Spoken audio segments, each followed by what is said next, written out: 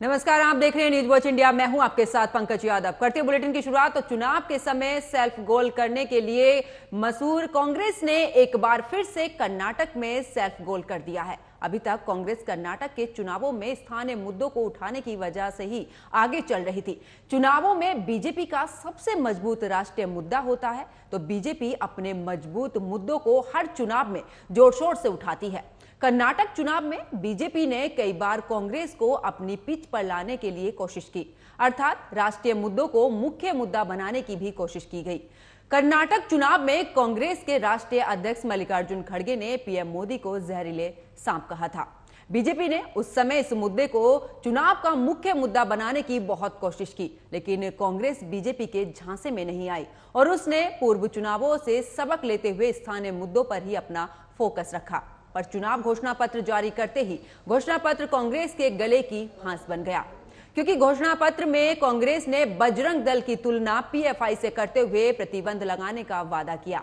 BJP ने इस मुद्दे को तुरंत लपक लिया और बीजेपी ने बजरंग दल की तुलना बजरंगबली से करते हुए पूरे राज्य में हनुमान चालीसा का पाठ पढ़ने के साथ ही कांग्रेस के खिलाफ विरोध प्रदर्शन किया। पीएम मोदी ने कांग्रेस को घेरते हुए कहा कि राम मंदिर का विरोध करने वाली कांग्रेस को अब बजरंगबली के नाम से भी विरोध है। पीएम मोदी ने इसी के साथ सभी बीजेपी नेताओं ने भी कांग्रेस के इस वादे को हिंदू विरोधी फैसले से जोड़ दिया। पीएम मोदी ने कांग्रेस के इस वादे को आतंकवाद से भी जोड़ दिया। पीएम मोदी ने कांग्रेस पर हमला बोलते हुए कहा है कि अपनी वोट बैंक की खातिर कांग्रेस ने आतंकवाद के सामने घुटने टेक दिए हैं। ऐसी पार्टी क्या कभी भी कर्नाटक की रक्षा कर सकती है? आतंक के माहौल में यहाँ के उद्योग और इसी के साथ में आईटी इंडस्ट्री, खेती, किसानी और साथ ही गौरवमयी संस्कृति सब कुछ तबाह हो जाएगी। तो वहीं बीजेपी के आक्रामक रुख के बाद बैकफुट पर आई कांग्रेस ने चुनाव जीतने के बाद राज्य भर में बजरंग बली के मंदिर बनवाने का भी वादा कर दिया। कर्नाटक में चुनाव के कुछ रोज ही बाकी हैं और कांग्रेस ने बीजेपी को ऐसा सियासी मुद्दा दे दिया जिससे वो ना चाहते हुए भी हिंदुत्व की राह पर चल पड़ी है। यानी कि राजनीतिक जानकारों का कहना है कि दरअसल बीते चुनावों में बीजेपी को कांग्रेस ने ऐसे ही बैठे बिठाए हिंदुत्व के मुद्दे दिए थे, जिसमें कांग्रेस को हमेशा से ही मात खानी पड़ी। और अब एक बार फिर से जिस तरीके से कांग्रेस ने कर्नाटक के अंदर बजरंग दल की तुलना पीएफआई से की है, उसके बाद जो राजनीति है वो फिर से गर्मा गई है। यानी कि जहां पर कांग्रेस स्थानीय मुद्दों को लेकर चुनावी मैदान में थी, तो वहीं अब एक बार फिर से ये जो राष्ट्रीय मुद्दा है वो फिर से बीजेपी के लिए एक बड़ा मुद्दा बन गया है। तो देखिए, जिस तरीके से कर्नाटक की अगर बात की जाए तो चुनावी अगर दौरे की बात की जाए तो इस दौरान आपको बता दें कि चुनाव में बजरंग दल की और साथ ही पीएफआई की तुलना कहीं कांग्रेस को भारी ना पड़ जाए।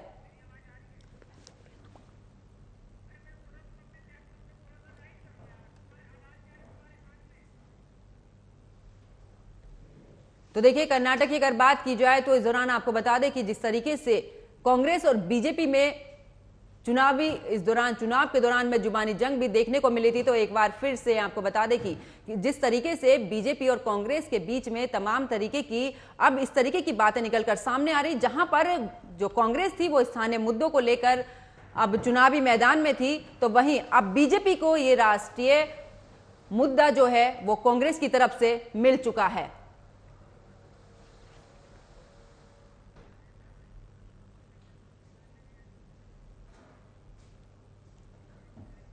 तो देखिए, जिस तरीके से कांग्रेस की अगर बात करें तो कांग्रेस हमेशा से ही कर्नाटक में स्थानीय मुद्दों को लेकर चुनावी मैदान में थी। इसी पर खास चर्चा करेंगे। बीजेपी प्रवक्ता तपोष पाल मेरे साथ जुड़े हैं और कांग्रेस प्रवक्ता रत्नाकर सिंह मेरे साथ जुड़े हैं। चर्चा की शुरुआत कांग्रेस के साथ ही करती हूं। रत्नाकर जी, जिस तरीके से अगर बात की जाए स्थानीय मुद्दे कांग्रेस उठा रही थी, लेकिन इसी बीच बजरंग दल की जिस तरीके से एंट्री की है कांग्रेस ने, राष्ट्रीय मुद्दा दे दिया है बीजेपी को, क्या कहेंगे इसको लेकर? कहना चाहूंगा कि यह अजीब विडंबना है कि हमारे देश के प्रधानमंत्री जो है, देश के सर्वोच्च पदों पे बैठे व्यक्ति जो है, जनता के सामने झूठ बोलता है और जनता उसको जो है झूठ को सच क्या है उसको सच्चाई का पता नहीं चलने देते हैं। ऐसे तो हमारे प्रधानमंत्री उन्होंने कहा कि कांग्रेस पार्टी ने राम मंदिर के ऊपर ताला लगवा दिया, राम को ताले में बंद करने का काम किया और अब बजरंग बली को बंद करने का काम कर रहे हैं। तो इस तरह का प्रोपेगेंडा और जो है इस तरह से उन्होंने बात कही प्रधानमंत्री मोदी जी। लेकिन मैं स्पष्ट करना चाहूंगा, आपके चैनल के माध्यम से दर्शकों को बताना चाहूंगा कि देखिए, कांग्रेस पार्टी ने कभी भी राम मंदिर का विरोध नहीं किया या राम मंदिर में ताला लगाने का काम नहीं किया। ये राम मंदिर में जो ताला लगाया गया वो 1949 में सुप्रीम कोर्ट के आदेश के बाद जब सर्वदलीय सरकार थी उस समय 1949 में राम मंदिर में ताला लगाया गया। कांग्रेस पार्टी ने उसके इतर जाकर के 1986 में राजीव गांधी ने उस ताले को खुलवाया और वहां पे पूजा अर्चना शुरू करवाई। इनफैक्ट वहां पे राजीव गांधी ने शिलान्यास भी किया और कांग्रेस पार्टी ने तो एक अध्यादेश भी लाया राम मंदिर बनाने के लिए नरसिम्हा की सरकार में। उस अध्यादेश का विरोध किसने किया था? यही भारतीय जनता पार्टी, जो भगवा पहन के तथा कथित हिंदुत्ववादी जो लोग हैं, इन्होंने विरोध किया था। तो इनकी मंशा जो है हिंदुओं को संगठित करके और हिंदुओं को भलाई करने की नहीं है, हिंदुओं को ये जो है दूसरे धर्म से लड़ा करके वोट बैंक की राजनीति करने की है। रही बात बजरंग बली की और बजरंग दल की, तो मैं स्पष्ट करना चाहता हूँ कि कांग्रेस पार्टी ने बजरंग दल जो एक हिंसक संगठन है उस संगठन में बैन करने की बात कही है, ना कि बजरंग बली पे बैन करने की और बजरंग बली को ताले में। लेकिन रत्नाकर जी मेरा सवाल ये भी है आपसे, रत्नाकर जी, पीएफआई की तुलना बजरंग दल से कैसे, इसको कैसे कांग्रेस तुलना कर सकती है दोनों की?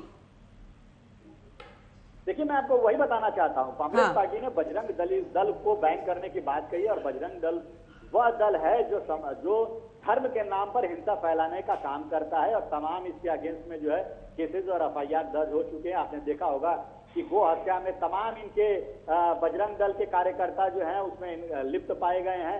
लव जिहाद के मामले में तमाम इनके कार्यकर्ता जो है लिप्त पाए गए हैं। तो तमाम ऐसे उदाहरण हैं जहां पे बजरंग दल के कार्यकर्ता जो है समाज में हिंसा फैलाने का, धर्म के नाम पर नफरत फैलाने का काम किया है। रही बात पीएफआई की, तो पीएफआई कुछ उसी, लेकिन दोनों संगठन अलग है ना रत्नाकर जी। पीएफआई आतंकवाद से जुड़ा संगठन है और बजरंग दल, आप कैसे कल्पना कर सकते हैं, दोनों की तुलना कैसे कर सकते हैं एक साथ में?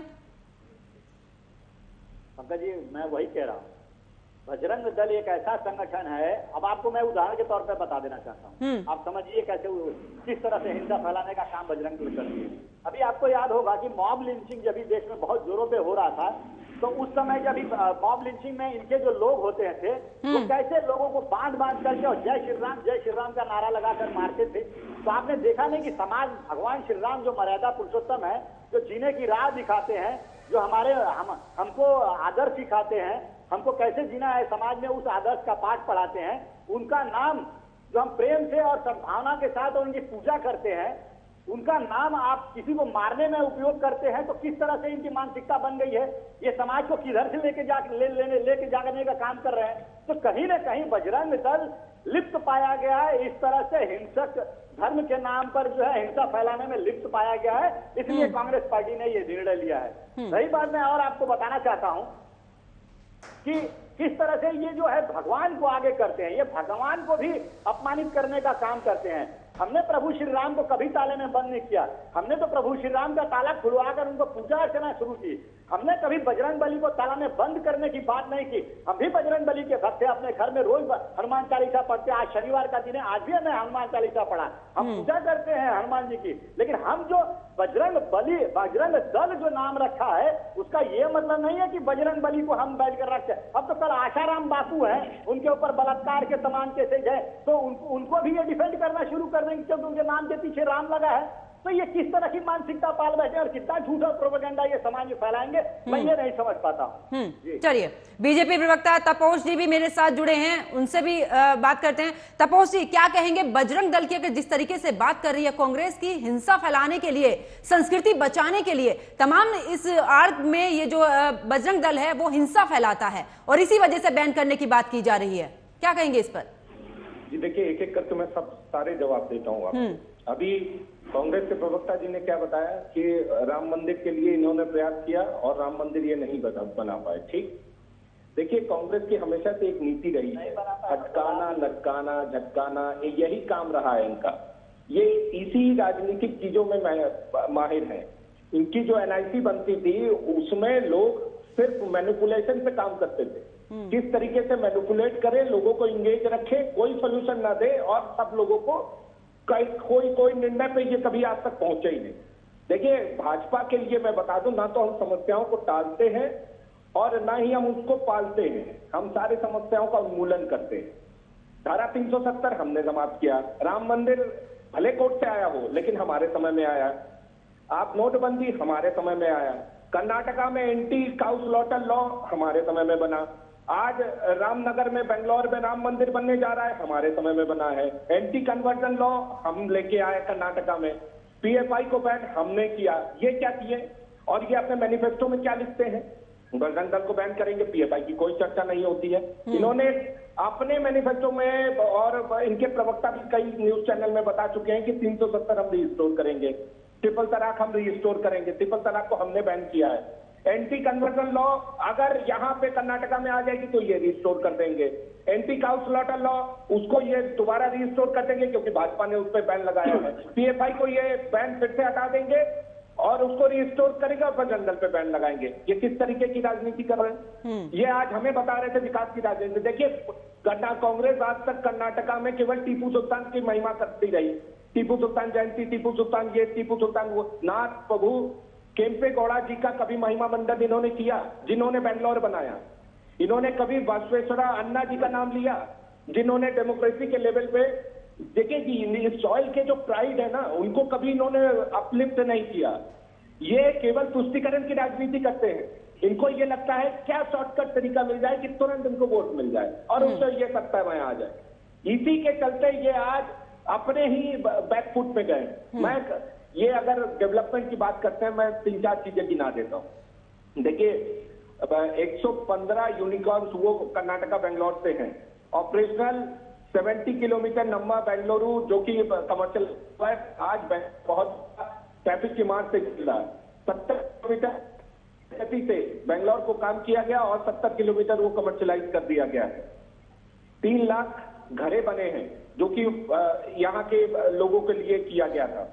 6,000 करोड़ से बीबीएमपी यहाँ का जो वो है, उसमें नगर विकास के लिए एक अलग से स्कीम बनाई गई है। बैंगलोर सब रेलवे जो इंटरनली रेलवे जहां जहां टच करती थी, आज जो जैसे कि सिटी काफी बड़ी हो गई है, तो वो इंटरनली उसी रेलवे लाइन को, ट्रैक को यूज करते हुए सबअर्बन रेलवे हम बनाने की कोशिश कर रहे हैं और वो भी कई जगहों पे सक्सेसफुल हुआ है।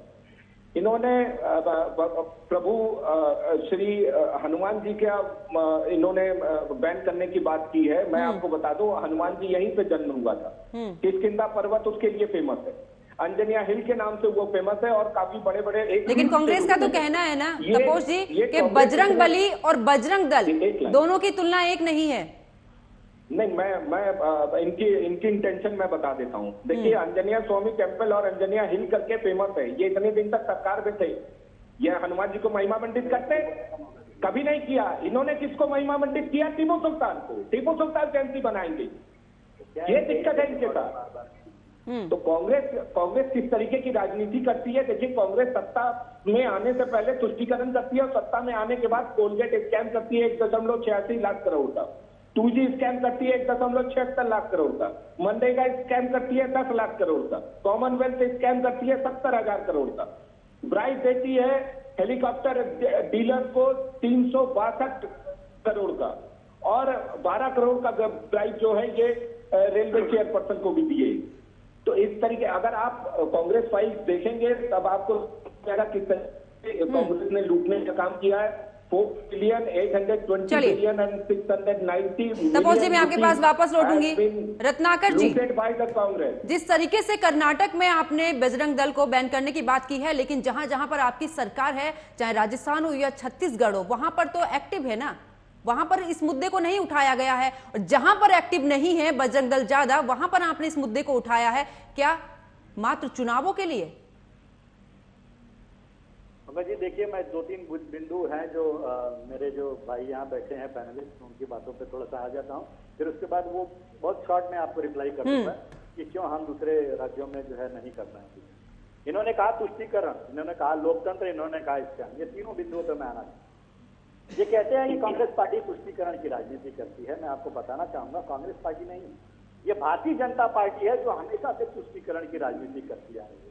अभी देखा कि किस तरह से चुनाव जब नजदीक आते हैं तो ये यूनिफॉर्म सिविल कोड का मुद्दा ये लेके चले जाते हैं। पूछ लीजिए, यहीं पे बैठे हैं कि जिन राज्यों में इन्होंने वादा किया था यूनिफॉर्म सिविल कोड का, उन्होंने लागू किया क्या यूनिफॉर्म सिविल कोड? अभी तक प्रारूप ही तैयार नहीं हुआ, तो यूनिफॉर्म सिविल कोड क्या ये लागू करेंगे? और दूसरी चीज ये देखिए किस तरह से तुष्टीकरण करने का काम करते हैं कि एक जाति के विशेष लोगों का आरक्षण खत्म करने का काम करते हैं। ये मुसलमान समाज का जो आरक्षण मिल रहा था कर्नाटक चुनाव से ठीक पहले, उसको खत्म करने की कवायद करते हैं। यहीं पे प्रधानमंत्री मोदी जी कैसे झूठ बोलते हैं, लोगों को कहते हैं कि पसमानदा समाज को भलाई करेंगे और पसमानदा समाज हमारे साथ जुड़ेगा और हम उनको विकास करेंगे। हम हमारे जो है नेतागण पसमानदा समाज के पास जाएं और हमारी बातों को रखें। एक तरफ तो पसमानदा समाज का वोट लेने की बात करते हैं और उनसे मिलने जुलने की बात करते हैं, दूसरी तरफ वही पसमानदा समाज जो 4% जिनको रिजर्वेशन मिल रहा था, वो रिजर्वेशन खत्म करने का काम जो है यही भारतीय जनता पार्टी कर्नाटक में कर रही है। तीसरी चीज ये कहते हैं, अब बताइए लोकतंत्र है, लोकतंत्र में सारे धर्म के लोग रहते हैं, समाज के लोग रहते हैं, जाति के लोग रहते हैं। आप एक धर्म का आह्वान कर दें कि हमें तुम्हारा वोट नहीं चाहिए। के.एस. ईश्वरप्पा कहते हैं कि मुसलमानों का हमें वोट नहीं चाहिए। और अगर कल्पना करिए, परिकल्पना करिए कि खुदा न खास्ते अगर ये जीत जाते हैं और वहां पे सरकार बना लेते हैं, तो ये मुसलमानों का जो आह्वान आज कर रहे हैं कि हमें वोट नहीं चाहिए, तो हमारी सरकार है भाई, आप आह्वान किस तरह से करेंगे? तपोश जी पूछ लीजिएगा, सुन लीजिए। अब दूसरी चीज, ये तो रहा तुष्टीकरण की बात। अब तीसरी चीज में आ जाता हूँ। दूसरी चीज एक और चीज कहना चाहूंगा, तुष्टीकरण की बातें एक लास्ट पॉइंट बोलना चाहूंगा। अमित शाह जी कर्नाटक आए थे और कहते थे कि कांग्रेस पार्टी जहां जहां पे सत्ता में अगर आती है या आ जाएगी यहाँ पे कर्नाटक में, तो हिंसा फैलेगी और हिंसा का शिकार जो है आम जनता होगी। मैं ये पूछना चाहूंगा, यही बैठे हैं भारतीय जनता पार्टी के प्रवक्ता, मणिपुर आज जल रहा है, मणिपुर आज जल रहा है और केंद्र में और डबल इंजन की सरकार किसकी है और मणिपुर के सवाल के नाम पर ये चुप बैठते हैं। तो ये कहां पे हिंसा हो रही है और किसके शासन काल में हो रही है, ये देश की जनता देख रही है और जान रही है। कई बात लोकतंत्र की कहते हैं, ये कर्नाटक में लोकतंत्र, हम जो लोकतंत्र की मर्यादा का हनन करते हैं।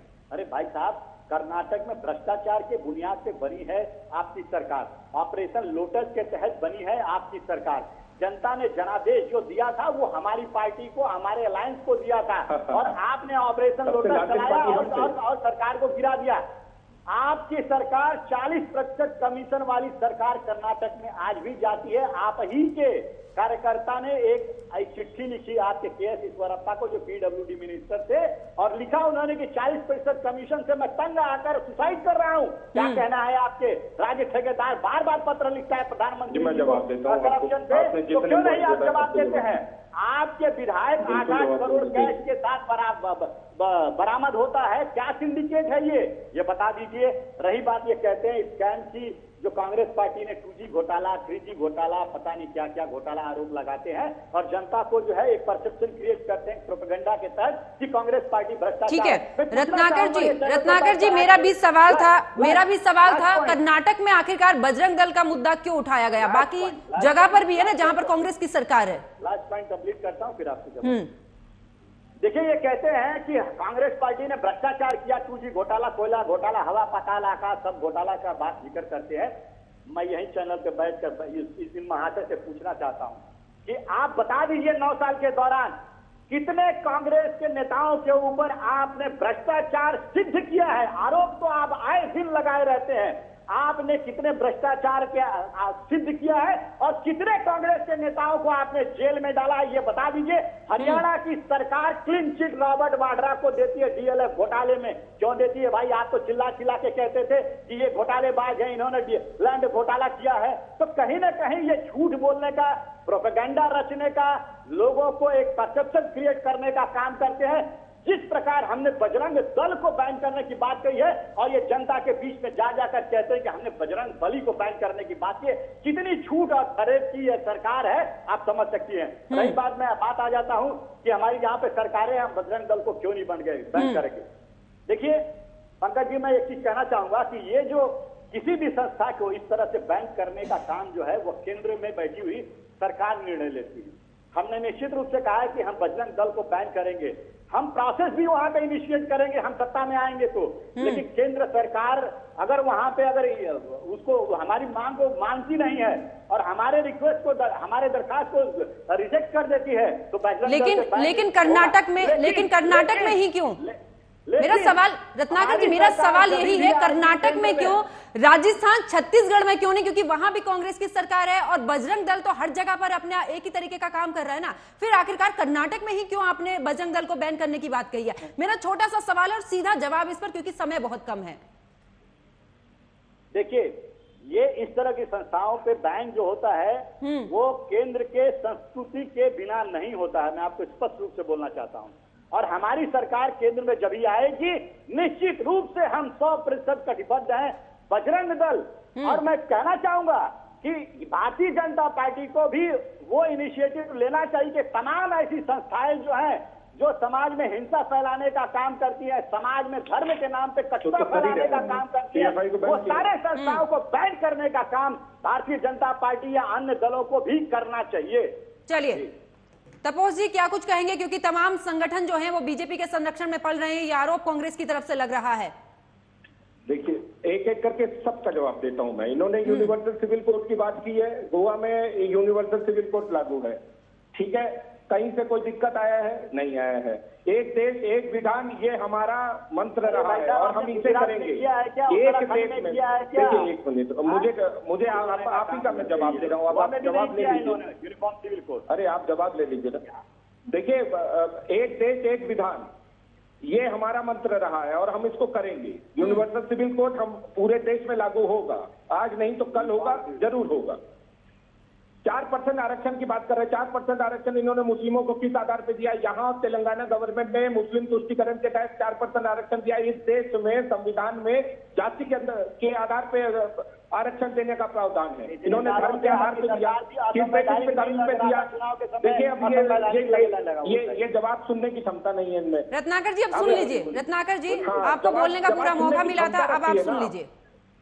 देखिए, इस देश में जाति के आधार पे आरक्षण की प्रावधान किया गया। जिन लोगों ने देश को डिवाइड किया था धर्म के आधार पर, वो पाकिस्तान लेके चले गए। इसके बाद या इस देश के जो निचले तबके थे, जहाँ पे समाज के डिफरेंसेस आते थे, उसलिए उनको अपब्रिंगिंग करने के लिए आरक्षण का प्रावधान किया गया था। ये धर्म के आधार पर आरक्षण इन्होंने इसलिए किया जिससे कि मुस्लिम तुष्टिकरण करे और उनको वोट बैंक मिले। यहाँ तेलंगाना में दोनों जगह किया गया था। यहाँ जैसे ही हमारी सरकार बनी, ये उल्टा कदम हम लोगों ने खत्म कर दिया है। पसमंदा समाज की ये बात कर रहे हैं, हमेशा ये मुस्लिम समाज को लाने की बात करते थे। इनके जितने नेता हैं वो कोई पसमंदा समाज से नहीं है। ये जितने मुस्लिम नेताओं को आज तक बनाए हैं वो कोई पसमंदा समाज से नहीं है। क्या पसमंदा समाज मुस्लिमों में अपब्रिंगिंग के लिए क्या उनको अलाउड नहीं है? ये दबा के रखते थे उनको हर एक चीजों में, और मुस्लिम जो महिलाएं उनको भी दबा के रखते थे, क्योंकि ट्रिपल तलाक जो है वो मुस्लिम वुमेन राइट्स के बिल्कुल से अगेंस्ट में है। आप किसी को मुंह पे बोल दे कि तलाक तलाक तलाक, उसके बाद हलाला कराओ, उसके बाद फिर वो कराओ, क्या मतलब? उसकी कोई अपनी एंटिटी नहीं है। तीसरी बात बताता हूँ, ईश्वरप्पा के बयान की ये बात कर रहे हैं। ईश्वरप्पा जी का बयान उनका अपना निजी बयान है, उस पर स्पष्टीकरण मैंने पहले भी बोला है, अभी भी बोल रहा हूँ। सबका साथ सबका विकास, ये हमारा मूल मंत्र रहा है और इसी के आधार पर हम चलते हैं। Muslim vote bank, Hindu vote bank, इस तरीके के जो अलग अलग वोट बैंक बनाते हैं, ये बिल्कुल से गलत चीजें हैं। हमने कभी किसी समाज या जाति या वर्ग को वोट बैंक के आधार पर नहीं देखा है। आपने इनको देखा होगा कि इनके नेता चले जाते हैं टोपी पहन के, कौन कौन सी पार्टियां, स्टार पार्टी, और ये करने के लिए, ये मुस्लिम तुष्टिकरण के लिए करते हैं। ये कर्नाटका में हमारी कैसे सरकार बनी है मैं बता देता हूं। हम सबसे बड़ी पार्टी थे 2018 में, 104 हमारी संख्या थी, फिर भी राज्यपाल ने हमें नहीं बुलाया था। कांग्रेस की 80 सीटें थी और 36 सीटें थी जेडीएस की। ये सबसे पहले खुद ज्वाइंट वेंचर करके जो राज्यपाल है कि हम सरकार बनाएंगे, एक आपस में लड़ते रहे 6-6 महीने के फॉर्मूले देके। इनके खुद के जो सरकार के विधायक थे वो हमारे पास आए और उनकी संख्या 36 के आसपास थी। कांग्रेस से भी कुछ लोग आए, इंडिपेंडेंट भी आए और जेडीएस से भी आए। हमने उनको वापस भेजा है बाई इलेक्शन में, वो कमल निशान से दोबारा चुन के आए। उसके बाद हमारी सरकार चल रही है। हमने कोई अनैतिक काम नहीं किया, हमने कोई खरीद फरोख्त नहीं किया। हम वो पार्टी है जिन्होंने एक वोट के लिए हमारी केंद्र की सरकार चली गई थी 13 दिन की, आपको याद होगा। कांग्रेस ये अब बात करते हैं कि देखिए ये करप्शन की बात करते हैं। मैसूर में अभी अभी आपने देखा कांग्रेस कैंडिडेट, उनके जो घर में लॉन था उसके पेड़ों में ये पैसा तपोश जी, कर्नाटक का जो मुद्दा मैंने उठाया है, मैं चाहूंगी कि उसी पर ही चर्चा हो, मुद्दे से ना भटका जाए, क्योंकि सीधा सा सवाल था बजरंग दल को लेकर। एक लाख जवाब दे देता हूँ। देखिए इन्होंने कांग्रेस के में कहा कि किसी नेता को आपने जो करप्शन में डाला कि नहीं डाला। सोनिया गांधी बेल पे घूम रही, राहुल गांधी बेल पे घूम रहे हैं, और उनका बेल सुन लीजिए। इन्होंने यंग इंडिया कंपनी बनाया और नेशनल हेराल्ड कंपनी थी। मोतीलाल वोरा, यंग इंडिया के मोतीलाल वोरा ने नेशनल हेराल्ड के मोतीलाल वोरा को लोन दिया और वहां से तपोश जी समय बहुत कम है, देश के प्राइम संपत्ति को उन्होंने अपने कब्जे में ले लिया। जल्दी से अपनी बात पूरी कीजिए, मैं रत्नाकर जी के पास भ्रष्टाचार में डूबी हुई पार्टी है और ये देश में आती है केवल भ्रष्टाचार करने के लिए। ठीक है रत्नाकर जी, क्या स्थानीय मुद्दे अब नहीं बचे थे कर्नाटक में? क्योंकि स्थानीय मुद्दों को लेकर कांग्रेस हमेशा से ही आगे रही है कर्नाटक में। आखिरकार ये राष्ट्रीय मुद्दा जिससे खास करके बीजेपी को इसका फायदा मिल सकता है, आखिरकार कांग्रेस क्या चाहती है? ये झूठ बोल करके और लोगों को बरगला करके उसका फायदा ले सकते हैं, क्योंकि ये जो है प्रचारवाद। मुद्दा तो आपने दिया ना, बरगलाने का नहीं, मुद्दा आपने दिया बजरंग दल का। बातों को सही मायने में अगर जनता तक पहुंचेगी तो जनता समझेगी वो बात कि हमने कोई बजरंग बली पे बैन करने की बात नहीं कही। हमने तो बजरंग दल जो एक हिंसा फैलाने वाली संगठन है उस पर बैन करने की बात कही है, और भारतीय जनता पार्टी को भी उस पर आगे आना चाहिए कि जो भी समाज में हिंसा फैलाने वाला संगठन है उस सारे संगठन को बैन करना चाहिए। लेकिन क्योंकि रत्नाकर जी, कर्नाटक में स्थानीय मुद्दे इतने हैं जनता के, लेकिन कांग्रेस की तरफ से बार बार, चाहे वो मल्लिकार्जुन खड़गे की बात करें, उनकी तरफ से बयान हो, तमाम ऐसे बयान दिए जा रहे हैं पीएम मोदी को लेकर। अब बजरंग दल क्यों राष्ट्रीय मुद्दे? क्योंकि बात राज्य की है तो जनता के मुद्दे तो सबसे अहम होने चाहिए ना। रत्नाकर जी जल्दी से छोटा सा कमेंट। बहुत जल्दी बोल, 1 मिनट दीजिएगा उससे। देखिए हम तो वहाँ पे जनता के मुद्दों पे ही लड़ाई लड़ रहे हैं, और कोई भी इस तरह की बातें हैं जो गलत तरीके से प्रस्तुत करके अगर जनता को बरगला रहे हैं तो भाई ये प्रचारवादी भारतीय जनता पार्टी ये कर सकती है। लेकिन जनता के मुद्दे जो है, हमने कहा है कि हम जो है मछुआरों को, जो जनता वहाँ पे मछुआरे लोकल मुद्दा है, मछुआरों को के परिवार को 10 लाख का बीमा देंगे। हमने घर के प्रमुख गृहिणी को 3000 रुपया मंथली देने का काम करेंगे। हमने बेरोजगारों को जो है 2000 और 1500 रुपया देने का काम करेंगे। हमने कहा है कि 200 यूनिट बिजली फ्री देंगे। हमने कहा कि जहां भी हम सरकार में आएंगे वहां पे ओल्ड पेंशन स्कूल चालू करेंगे। तो ये सारी चीजें हम लोग करेंगे। लेकिन सीधे तौर पर आम आदमी पार्टी की राह पर कांग्रेस चल रही है, आम आदमी पार्टी की राह पर कांग्रेस चल रही है। चलिए आप दोनों मेहमान मेरे साथ जुड़े, आप दोनों का बहुत बहुत शुक्रिया।